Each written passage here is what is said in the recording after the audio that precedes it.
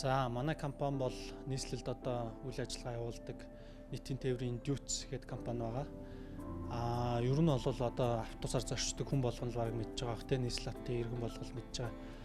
Автобусанд орсон 10 хүмүүсийн бараг 4-5 нь одоо мөнгө төлдөггүй шууд л хоошоогоо алхаа авчдаг. Одоо ийм бас ийм буруу соёл одоо бас нэлээ орцсон байгаа. Тийм учраас одоо бид нар өөрсдийнхөө автобусанд бол энэ ухаалаг хаалтыг туршилтын журмаар ингэж тавьж хэрэгжүүлж одоо ажиллаж байгаа. 19-ийн А чиглэл буюу гадна дөрөвгийн эцэс сансар гэж чиглэлийн нэг автобусанда бид нар одоо тавиад ингэ явж байгаа. 2 сарын 1-ээс эхэлсэн.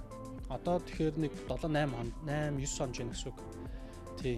Тэгээд бид нэр 2025 оны 12 дугаар сарын яг энэ 19-ийн А чиглэлийн дундаж одоо орлого 1-р сарын 26 оны 1-р сарын дундаж орлого энтрийг бас одоо юу гэсэн судалж үзсэн байгаа нийт орлогоо. Тэгээ ингээ харьцуулахад бол мэдгэдэггүйц бас өөрчлөлт бол гарч байгаа.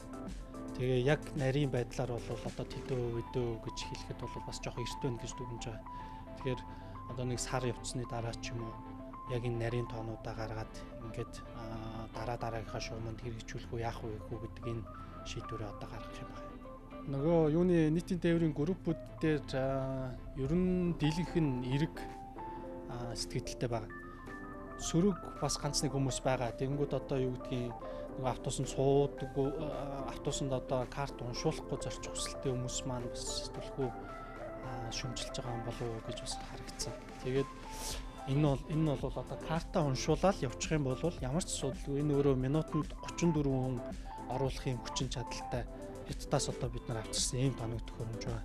Энэ өөрөө бас тийм одоо нөгөө дэлхийд байхгүй ч юм уу тийм юу ерөөсөө биш. Яг энэ Ютонг автобусанд зориулагдсан. За тэгээд зүүн Европын хэд хэдэн улсад байдаг ийм төхөөрөмжийг бид нар сонгож авчирсан байна. За хөгжүүлэлтийн энэ төхөөрөмжийг бид нар хятадаас олж авчираад тэгээд ингээд хөгжүүлэлт одоо софтвер хөгжүүлэлтийн зардал бас нэлээд харсан. Софтвер хөгжүүлэлтийн зардлыг тооцохгүйгээр энэ өөрөө 4 сая орчмын өртөгтэй болсон. Бид нар одоо суурьмөр бүх юмнуудыг яг энэ иргэд зорчигчдод одоо янз бүрийн төв болохооргүй айтайхан байдлаар ингээд суурилсан байгаа.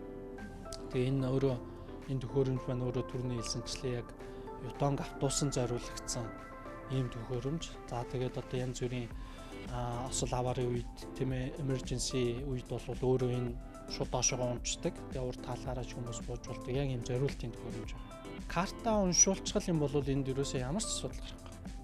Яг картаа уншуулахгүй одоо жоохон мөнгө төлөхгүй гэж орж ирсэн зорчигч нар л энд ингээд очир үсгээд асуудал одоо гарч байгаа. Бусад ямар ч тохиолдолд бол бид нар одоо энийг туршснаас хойш ингээл байнгын өөрсдөө яваал бичлэг хийгээл яаж ийн үеж ийн ингэж байгаа. Энэ үед бол бүгдээрээ картаа уншуулаа авчихад бол ингээл эргэл явах асуудалгүй. Нөгөө хүүхдийн карт, ахмад насны карт гэж байгаа л да. Тэгэхээр ерөөсөө автобусанд суусан хүн болгоно л ямар нэг байдлаар картаа уншуулах одоо үүрэгтэй. Тэгэхээр тэр үүргээ одоо бүрэн хэрэгжүүлж одоо ажиллах үүднээс л одоо манай компани өөрсдийнхөө ашиг орлогыг нэмэх үүднээс энэ төхөөрөмжөө тавьсан. Хэдийгээр бас нэлээд өндөр үнэтэй тоног төхөөрөмж гэсэн одоо урт хугацаанд бол автобусныхаа орлогыг одоо нэмэгдүүлнэ гэж ингэж харж байгаа. Бэлэн мөнгө хийж байгаа тохиолдолд яг юу яаж байгаа. Одоо бол энэ нөгөө бэлэн мөнгө бид нар уншигч, бэлэн мөнгө уншигч бас бид нар судалж байгаа. Одоо тэр урдталт маань бэлэн мөнгөний хайрцаг байгаа. Бэлэн мөнгөний хайрцагн дээр уншигч байвал бэлэн мөнгө маань өөрөө яг ийм цэвэрхэн бэлэн мөнгө ордог. За одоо тал бэлэн мөнгө хийдэг. 1000 төгрөг биш 200-300 төгрөг хийдэг.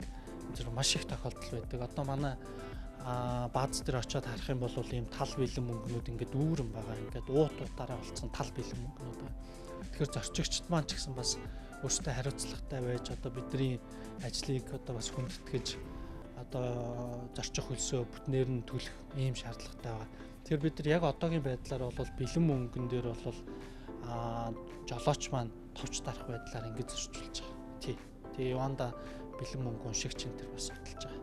Тий, энэ маань бас нөгөө шууд бүх талаараа давуу талтай бүх одоо нөгөө сул тал байхгүй бас төхөөрөмж гэж хэлж болж чадахгүй. Бас ингээд юу ячаараа хөрхөө зай талбай бол эзлэх нь эзэлж байгаа. Оргил ачааллын үеэр бид нар өөрсдөө бас туршиж үзсэн. Орой өглөөний цагаар Тэгээд үзэхэд бол бүгд карта уншуулаа явахад бол энэ маань шуудшууд ингээл эргээ явчих хаалтна. За тэр дунд нэг нөгөө карт уншуулахгүй шууд орчё гэсэн хүн гарч ирэх юм бол тэр хүн асуудал үүсэж байгаа. Тэгээ нөгөө хүн маань буцаа буух болдог. Буцаа буух гэхээр өөдөөс нь хүмүүс чихэд ороод ирчих гэдэг юм уу. Ийм асуудал. Энэ л хамгийн том асуудал. Тэгэхээр одоо бид нар бас энэ автобусын дотроо болон гадна юунууд санамжууд бас нэлээд байршуулж байгаа л да. Одоо ийм төхөөрөмжтэй ухаалаг хаалттай учраас заавал одоо зөвхөн мөнгөө төлсөн зорчигчд зорчих нь байна ч гэдэг юм уу. Ийм мэдээллийг бас хүргэж ажиллаж байгаа. Ер нь бол энэ төхөөрөмж тавьснаас хойш ажил аягүй хүмүүжүүлж байгаа. Нөгөө картаа олсож чинь орж ирэл карта дараа явчихна. Картг нөхдөд чи орж ичээл энэ ч бөөгнөр бол янз бүр болоод тэгс тэр асуудал бол гайгүй болж зэгцэрч гэсэн. Тийм тэгээ манайхан яг карта дараад орж байгаа нөхцөл нэг үйлчлэгийн соёл гэж байна шүү дээ хүмүүс чинь. Жоох ингээ хүлээгээд орчих юм дээр тийхгүй л бөөндөө чихэж ингээ гацаагаад байгаа болохоос түүнээс бусдаар бол ямар ч асуудал байна. Тэгэл карта дараал үйлчлүүлж явал бидэрт бол ямар ч асуудал болчихсон. Иргэд ер нь дайжгүй шүү. Эерэг сэтгэлтэй хүмүүс үндэ байл. Тэгээ зарим нэг нь урд цоолол дээр суучвал та нар картадаар тэгдгийг тийхгүй бол онгойдгүй гэсэн хүмүүс зөндөө.